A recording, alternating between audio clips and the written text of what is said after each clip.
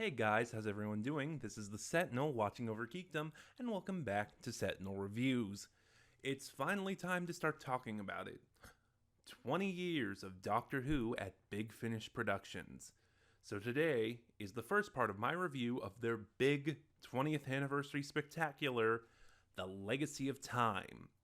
The Legacy of Time was released in July of 2019 and was mostly directed by Ken Bentley. That'll come up in part 2. And stars a whole slew of people that I'll be listing as we go off story by story. Each story in Legacy is, with one exception, again, part 2, is a crossover between a Doctor Who series and one of their spin-offs, which I'll be listing off as we go off. So there will be spoilers here. I'll try to hold off on the big ones because this did just come out, but other than that, let's just go right in. And Legacy of Time opens with Lies in Ruins by James Goss. This is a spin-off of the 8th Doctor, The Time War, one of the two 8th Doctor series going on right now, The Diary of River Song, and Bernice Summerfield. If I was to wager a guess, I would say The New Adventures of Bernice Summerfield. Anyway, Lies in Ruins stars Paul McGann as the 8th Doctor, Lisa Bowerman as Professor Bernice Summerfield, and Alex Kingston as River Song. In broad strokes, the plot of this is this mysterious planet shows up out of nowhere, and the Doctor sends out a call for a nearby university's best archaeologist to show up and help him investigate it. And Benny and River both show up and meet the 8th Doctor. And again, that's the broad strokes. I don't want to get into any of the finer details because there will be spoilers I will have to talk about to review this set. They'll mostly be in part 2, but as much as possible, I am going to try to avoid them. Anyway, so first off, right off the bat, I'm really thankful for this story because, one, it's a River story, and if you haven't seen my channel, let me just play with my camera for a second to show you. Yep, if you haven't seen my channel, I love River. And I recently started seeing everywhere, this is the internet, so take it with a grain of salt, that Stephen Moffat drew inspiration from Bernice Summerfield to create River Song. And then Stephen Moffat's harsher critics said he outright ripped off Benny to create River. And that's why I'm thankful for this story, because seeing them interact really shows that aside from that core premise, time-traveling archaeologist, they really don't have anything in common. And in the making of features, Lisa Bowerman even has that same sentiment there. Yeah. And aside from that, Alex Kingston and Lisa Bowerman are really good together. They play off each other nicely. They play the frenemies well. Yeah, they show that River and Benny have an understanding of each other.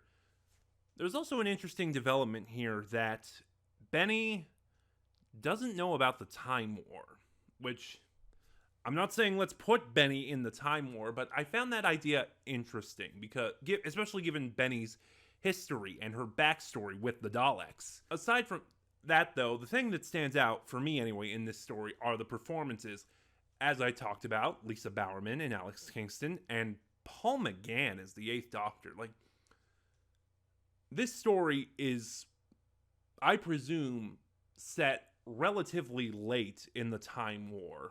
And McGann just gives this great performance because in his earliest stuff, in the Charlie audios, in the movie, and just in his earlier stuff, the 8th Doctor was a lot like the 4th and the 13th Doctors. He's very fun-loving, but when this 8th Doctor shows up, he's very weary. He's very tired. You see how the Time War has affected him. You see just how sick of it he is, and McGann's performance is phenomenal. When River and Benny meet the Doctor, he is traveling with a new companion named Rhea. And Rhea is my big issue with this story. I did not like her at all. And it's just, she came off most of the story as really annoying. Like, she had no sense of consequences, which, from the sounds of things, from the sound of the dialogue, it sounded like she'd been traveling with the Doctor for some time, which, if that's the case, she really should have had a sense of consequence. But, yeah, at first I thought she was like Adam from Series 1 of the new series, where Adam is meant to be an anti-companion. He's meant to be bad by design. He's meant to show that not everyone is cut out to be a companion. And I thought Rhea was cut from the same mold. Suffice to say, when events in the story start happening that affect Rhea, I didn't feel anything because I just couldn't stand her. However, McGann's performance surrounding those events was, again, great. And that's really all there is to say. The story is good, and there's not much I can say about it because, again, spoilers. We get our first big hints of what's going on, and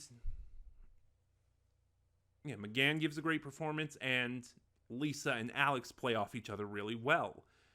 If I was doing spoilers, I would go on, but so yeah, we'll move on to the next story. Split Infinitive by John Dorney.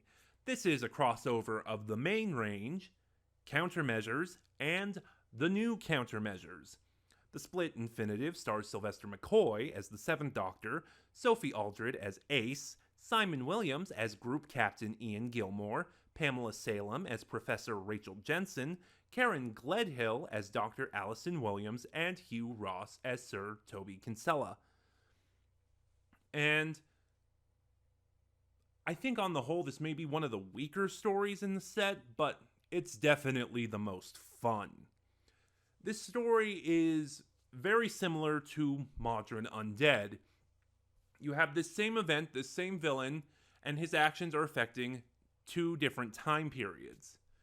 And the Doctor and companions split up and interact with the same characters across those 2 time periods, trying to stop this same plot. Only instead of the 5th Doctor, Tegan Turtle, and I believe Nyssa, and the Brigadier, it's the 7th Doctor, Ace, and the Countermeasures team, which I was so happy to see. I love Countermeasures. It's probably my 2nd or 3rd favorite Doctor Who spinoff, but no, it's just, this team has a great rapport with each other. The villain wasn't that very compelling, but again, this story is very swashbuckling, very fun. I really think my biggest critique is how often things needed to be explained, because the Doctor is repeatedly telling the Countermeasures team that, oh, these 2 events, your mission with me right now in the 70s and your mission with Ace back in the 60s, even though you remember it, they're both going on at the same time. And it just felt like that explanation kept popping up and popping up. It got really repetitive, especially when you remember that Rachel and Allison are scientists. So at the very... Toby and Ian I can understand, but to keep telling them what's going on, it felt... It just got repetitive. And again, there's not much I can say about the plot, other than it's very swashbuckling and very fun. Like I said, it's one of the weaker stories, but it's one of the most fun. One thing, too, is that this story takes a recurring Big Finish villain, with fitting, as this is a celebration of Big Finish, and they show up here. And I'm not going to say more than that. Oh, wow. The avoiding of spoilers, this is going to be really hard. And so I guess without further ado, we're moving on to the 3rd story, The Sacrifice of Joe Grant by Guy Adams. This is a crossover of the 3rd Doctor Adventures and Unit, the new series. The Sacrifice of Joe Grant stars Tim Treloar as the third Doctor, Katie Manning as Joe Jones, nee Grant, Gemma Redgrave as Kate Stewart, and Ingrid Oliver as Petronella Osgood. The story here is that these rifts in time have started opening up all across this beach.